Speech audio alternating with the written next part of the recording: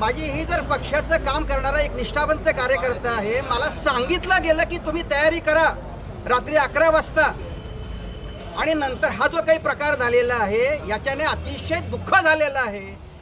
हेची फळं काय मम तपाला. गेले 50 वर्ष माझ्यासारखा एक कार्यकर्ता निष्ठेने काम करतो आहे, तर तुम्ही अशा रीतीने फसगत करायला नको होती आमची, असं माझं स्पष्ट मत आहे. मी भारतीय जनता पक्षाचा ज्येष्ठ कार्यकर्ता आहे. मला नाही वाटत की बा 50 वर्षापेक्षा कोणी कार्यकर्ते या ठिकाणी सक्रिय असतील आत्ता, आणि माझ्यासारख्या कार्यकर्त्याला सांगून का असं केलं. तुम्ही सांगितलं का नाही सकाळी मला की बा इथे वाटाघाटीमध्ये ह्या जागा गेलेल्या आहेत, तुम्ही फॉर्म भरू नका, असं सांगितलं असतं तर आम्हाला काही वाटलं नसतं. पण सांगून हा जो प्रकार झालेला आहे, या सगळ्या प्रकाराची मी आमचे नेते गिरीश भाऊ महाजन यांच्याशी बोलणार आहे, आणि मला नक्की खात्री आहे की माननीय गिरीश भाऊ माझं काही कैफियत आहे ती ऐकून घेतील. कारण माझी निष्ठा, माझी एक नेता म्हणून जो आहे ते सर्वोच्च नेते आत्ता जिल्ह्याचे आपले सगळे जे आहेत ते गिरीश भाऊ महाजन आहेत. पण ही झालेली फसगत जी आहे ही जिव्हारी लागलेली आहे. सांगायचं होतं ना की फॉर्म तुम्ही भरू नका, वाटाघाटीमध्ये जागा दुसरीकडे गेली, आम्ही काही वेगळा निर्णय घेतला आहे हे सांगायला असतं तर आम्ही केलं, हा प्रकार केला नसताना इथे आलोही नसतो. दादा एकीकडे निष्ठावंतांना डावललं जाते का निवडणूक? आता हा जो विचार आहे, हा विषय निष्ठावंतांना डावलण्यापेक्षा निष्ठावंतांची क्रूर चेष्टा. का आम्हाला सांगितलं की फॉर्म भरा म्हणून? ठीक आहे, रात्री सांगितलं असेल त्यावेळेला वाटाघाटीचा वेगळा विषय असेल, सकाळी काहीतरी त्याला वेगळं वळण लागू शकतं, मी मान्य करतो, राजकीय पक्ष हे होऊ शकतं. आणि अशा अवस्थेमध्ये सकाळी किमान मला फोन करायचा ना की आपलं काल बोलणं झालेलं आहे, पण भालेराव अशा बदल झालेला आहे, आम्ही आलो नसतो आणि फॉर्मही भरला नसतं. तुम्ही आता अपक्ष लढणार आहे? याची मला काही कल्पना नाही. आता तुम्ही याबद्दल त्यांना सांगितलंय का की असं हे सिच्युएशन झालेली आहे? नाही, अजून माझं कोणाशी चर्चा नाही. पण आत्ता जे समाज माध्यमांमध्ये त्या 13 नंबरच्या प्रभागाबद्दलची जी चर्चा आम्ही ऐकतोय किंवा तिथे तिकीटं कोणाला दिले गेले आहेत, युतीमध्ये काय आहे, हे ऐकल्यानंतर अतिशय मनस्ताप झालेला आहे माझ्यासारख्या कार्यकर्त्याला. आता तुम्हाला एक फॉर्म मिळाला नाही, तुम्ही अपक्ष लढणार आहेत का? आपण पहिले एक कार्यकर्ते आहात आता की ज्यांनी उघडपणे थेट आज जी निवडणुकीवर जे कार्यपद्धत जळगाव शहरात सुरू आहे त्यावर आपण एक आवाज उठवला. नाही, मी आवाज उठवत नाहीये, मी तुम्ही जे विचारलं त्याला उत्तर देतोय. आणि माझ्या मनातली जी ही जी खतखत म्हणता येणार नाही त्याला, परंतु जी बोच आहे, जो अपमान झालाय धडधडीत इतक्या वर्षाच्या कामाचा, तुम्ही सांगायला नको होतं की फॉर्म भरा. आणि जर सांगितलेलं आहे तर ठीक आहे, सकाळी उठून सांगायला पाहिजे होतं की बा तुमचा विषय बंद झाला आहे, तुम्ही काही पुढे जाऊ नका. आम्हाला काही वाटलं नसतं. अरे मी निष्ठावंत कार्यकर्ता आहे. जेव्हा कोणी नव्हतं या भाजपमध्ये जळगाव शहरामध्ये झेंडा उचलायला, तेव्हापासून मी काम करत आलेलो आहे. मला काही वाटलं नसतं ना. भालेराव साहेब, तुमची जी ऐतिहासिक पार्श्वभूमी आहे की तुम्ही जवळपास 51 वर्षापूर्वी बाल सत्याग्रही म्हणून तुम्ही तेव्हापासून सेवाकार्य सुरुवात केली. या घटनेला आज 50 वर्ष झालेली आहेत माझ्या त्या सत्याग्रहाला, आणि त्याच दिवशी हा अपमान होतो आहे. हे प्रचंड जिव्हारी लागलेला विषय आहे हा. तुम्ही दुपारी किती वाजता आले होते? दुपारी किती वाजता आले होते? कुठे?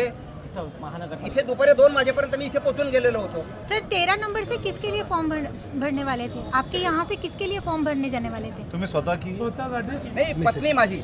अच्छा, मला हेच विचारलं गेलं होतं की 13 मध्ये जनरल महिलामध्ये तुमची फॉर्म भरायची तयारी, तुम्ही निवडणूक लढवायची तयारी आहे ना, असं विचारलं गेलं. हे सांगितलं गेल्यानंतर एवढ्या मोठ्या नेत्या आपले आमदार आहेत जिल्ह्याचे आणि प्रभारी आहेत, त्यामुळे त्यांच्यावरती मी विश्वास ठेवला की बा ते सांगतात आहे, तेव्हा आता आपण तयारी म्हणजे फॉर्म भरला पाहिजे. नाही तर रात्री 11 वाजेपर्यंत मी कुठल्याही प्रकारचे फॉर्म भरलेला नव्हता. तयारी केली होती, कागदपत्र सगळी जुळवाजुळव केलेली होती, फॉर्म विकत घेऊन ठेवला होता, यादी घेऊन ठेवली होती. पण जोपर्यंत मला सांगितलं जात नाही की तुला लढायचं आहे, तोपर्यंत मी तयारी केलेली नव्हती.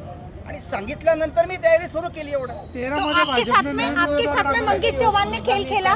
एक मिनिट, मी फक्त माझं जी क्रूर चेष्टा केलेली आहे त्याच्याबद्दल बोलते. कोणाला तिकीट द्यायचं नाही द्यायचं हा पक्षाचा विषय आहे, त्याच्याबद्दल मी अजिबात बोलणार नाही. तो निर्णय पक्षाचा आहे आणि त्याच्याशी मी बांधलेला आहे. आत्ता त्या ठिकाणी माझं इथपर्यंत म्हणणं आहे की त्या ठिकाणी ज्या कोणत्या म्हणजे उमेदवाराला भारतीय जनता पक्षाने समर्थन तिकीट दिलेलं असेल त्याचा प्रचार मी उद्यापासून तिथे जाऊन करणार आहे. कारण मी पक्षाची बांधिलकी मानतो, व्यक्तीशी नाही. वार्ड क्रमांक 13 मध्ये भाजपचे जे उमेदवार असतील, मला माहीत नाही कोण आहे, त्यांचा मी उद्यापासून तिथे जाऊन प्रचार करणार आहे. बाजीराव साहेब, आपण इतकी उदात्तपणाची भावना इथं व्यक्त केलेली आहे, पण कोणी ना कोणी कुठला तरी घटक असेल किंवा व्यक्ती असेल ज्याच्यामुळे तुमचं तिकीट डावलला गेलं आहे. काय वाटतं तुम्हाला नेमकं कोण व्यक्ती किंवा एखादा घटक असेल? कोणीतरी असेलच ना. मी हे मगापासून सांगितलेलं आहे ना की रात्री 11:15च्या सुमाराला माननीय नेते आमचे आमदार मंगेशदादा चव्हाण यांनी मला फोन करून सांगितलं, विचारलं की तुमची मी त्यांना म्हणजे त्यांना हे माहिती होतं की मी पुरुष गटामध्ये सुद्धा अर्ज म्हणजे उमेदवारी माझी मागणी केलेली आहे. पण त्यांनी जेव्हा मला असं विचारलं की तुम्ही महिला प्रभागामध्ये जनरल महिलामध्ये लढण्याची तुमची तयारी आहे का, असं सांगितलं गेलं ना, याचा अर्थ काय घ्यायचा की पुरुषमध्ये आपल्याला मिळत नाही आहे, महिलामध्ये आपल्याला मिळू शकतं आहे आणि त्याप्रमाणे आम्ही तयारी केली.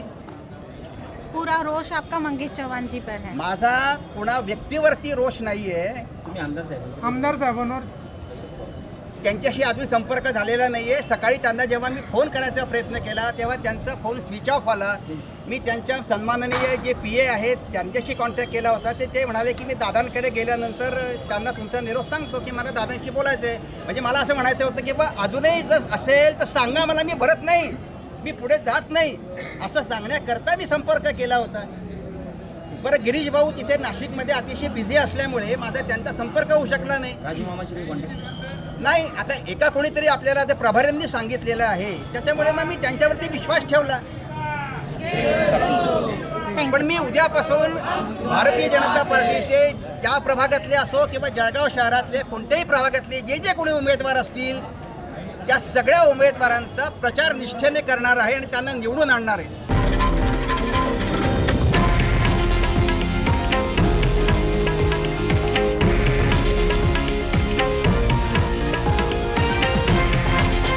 हे आहे देशातील नंबर 1 न्यूज नेटवर्क आणि आपण पाहत आहात TV9 मराठी, एकमेव.